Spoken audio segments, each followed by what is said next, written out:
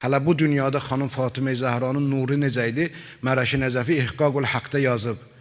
Peyğəmbərin xanımlarından biri deyir ki, kunna nəxid billeyl fi nuri vəchi Fatimə. Deyir, biz gecələr Fatimənin üzünün nurunda iynə saplayırdık. İynə saplayırdık Fatimənin üzünün nurunda gecələr.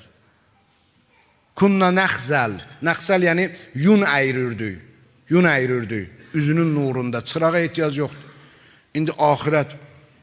Hələ bir dənə də deyim sənə.